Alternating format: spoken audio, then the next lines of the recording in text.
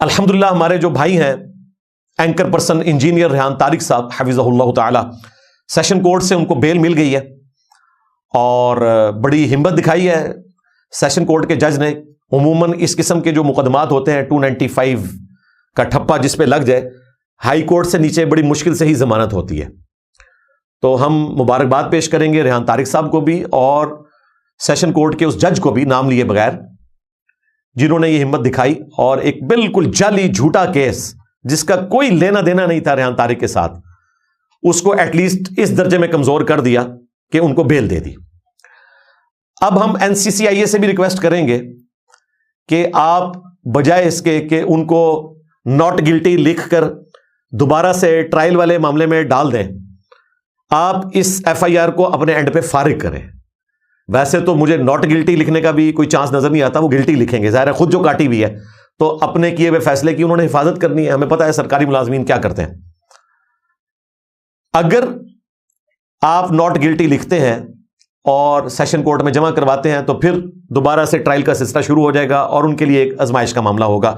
ہماری تو request state سے یہی ہے کہ اخراج رپورٹ بنا کے اس FIR کو فارغ کیا جائے۔ یہ بالکل جعلی FIR تھی، جبکہ آپ کے پاس تمام مکاتب فکر کے علماء کے فتاوی جات موجود ہیں۔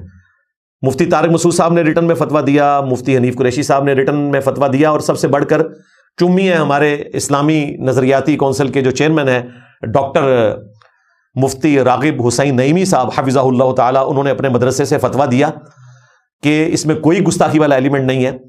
اس کے بعد کوئی گنجائش نہیں رہ جاتی کہ آپ اس کیس کو آگے چلائیں۔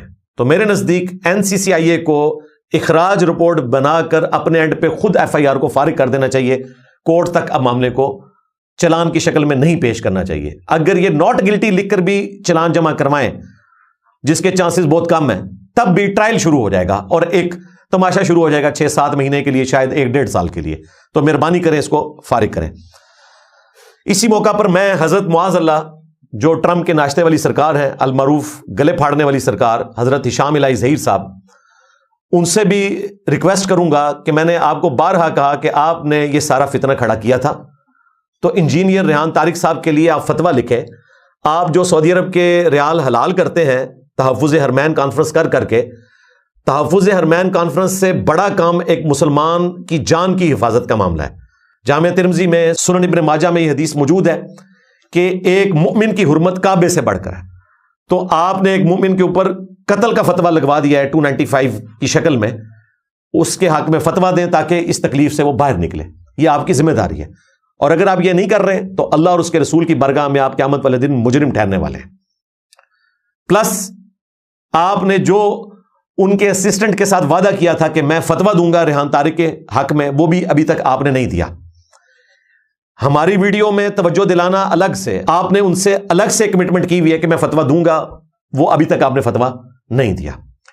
تو اس فتوے کو دینے میں دیر نہ کریں، اس سے پہلے کہ اللہ تعالیٰ کے حضور آپ کے خلاف فتویٰ کٹ جائے کہ آپ جان بوجھ کے مسلمانوں کی جان اور مال کے پیچھے پڑے ہوئے ہیں۔ پلس میں نے ایک پریڈکشن کی تھی، اور یہی معاذ اللہ کہتا تھا نا، انجینئر کہتا ہے کہ ہماری بڑی کرامتیں ظاہر ہوتی ہیں، تو میری بھی کرامت ظاہر ہوگی کہ یہ کبھی بھی علماء کے ساتھ نہیں بیٹھے گا۔ اور رمضان مبارک میں اس نے دھوکے سے اینکر پرسن کو یوز کر کے مجھے بلایا اور میں آ گیا، پہلی دفعہ بھی، دوسری دفعہ بھی، تیسری دفعہ بھی، معاذ اللہ بھاگ گیا اور بعد میں مکر گیا۔ شکر ہے کہ وہ ریکارڈنگز موجود تھیں، اینکر نے اس کو بے نقاب کر دیا، تو پھر سے ہماری کرامت ظاہر ہوئی اور اس کی کرامت ظاہر نہیں ہوئی۔ اب تازہ میری ایک اور کرامت ظاہر ہوئی ہے۔ میں نے کہا تھا کہ یہ اب دوبارہ جواد نقوی صاحب کے ایشو کو نہیں اٹھائے گا۔ تیسرا جمعہ بھی گزر گیا، 24 جولائی 2026 کو اس نے جواد نقوی صاحب کا اور اس پوڈ کاسٹ کا ذکر تک نہیں کیا۔ کیوں؟ اس کی بھی ریزن میں نے بتائی تھی کہ اس نے بھی حضرت مالک اشتر رحمہ اللہ تعالی کے بارے میں نازیبا الفاظ بولے تھے، اس پہ بھی 298 اور 295A کا مقدمہ بن سکتا ہے۔ یہ لوگ حرمت صحابہ یا حرمت اہل البیت یا حرمت رسول کی جنگ نہیں لڑ رہے ہوتے، یہ اپنے فرقوں کی جنگ لڑ رہے ہوتے ہیں۔ اور آپ کو پتا ہے پنجاب میں ایک محاورہ بولا جاتا ہے کہ باندری دے پیر جدو سڑتے ہیں نا تے اپنے بچے نو تھلے لے لیندی ہے، یعنی بندریا کے پاؤں جب جلنا شروع ہو جائیں تو وہ اپنے بچوں کو پاؤں کے نیچے لے لیتی ہے، اپنے آپ کو بچاتی ہے۔ جب یہ آگ اس تک پہنچی تو اس نے حرمت مامو جان بھی چھوڑ دی، حالانکہ اس وقت یہ مامو کا بھانجا بن کے سامنے آیا تھا۔ 3 جمعے گزر چکے ہیں مسلسل اس نے ذکر کرنا ہی چھوڑ دیا، اور میں پھر پریڈکٹ کر رہا ہوں کہ یہ اگلے جمعے میں بھی ذکر نہیں کرے گا، اس سے اگلے میں بھی نہیں کرے گا، کیونکہ اس کو شٹ اپ کال مل چکی ہے. میرے پاس خبر نہیں ہے، اسیسمنٹ ہے میری، اور مجھے پتا ہے کہ کس طریقے سے ان لوگوں کو شٹ اپ کال ملتی ہے. میں حضرت معاذ اللہ کی آڈینس سے مخاطب ہوں کہ تمہارا جو یہ حضرت معاذ اللہ ہے، ٹرمپ کے ناشتے والی سرکار، یہ ماموں کا سگا بھانجا نہیں نکلا، اس نے اپنے ماموں کے ساتھ غداری کی ہے. اگر یہ سگا بھانجا ہوتا تو اپنے زام میں جو اس نے گستاخی سمجھی تھی اس کے دفاع کے لیے سامنے آتا. شروع میں اس نے ہنگامہ کھڑا کیا، اس نے دھرنے دیے اور دھمکیاں دی اسٹیٹ کو، اور آج بالکل بیٹھ چکا ہے، بات ہی نہیں کر رہا اس ٹاپک پہ. کیوں؟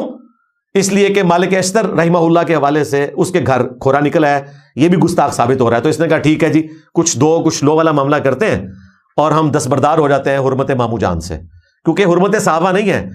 حرمت صحابہ ہو تو صحابہ تو وہ ہیں کہ جو بیچارے قتل ہوئے ہیں جنگ صفین میں. قاتلین کے دفاع کے لیے آپ کھڑے ہیں، مقتولین کے دفاع کے لیے ہم کھڑے ہیں الحمدللہ.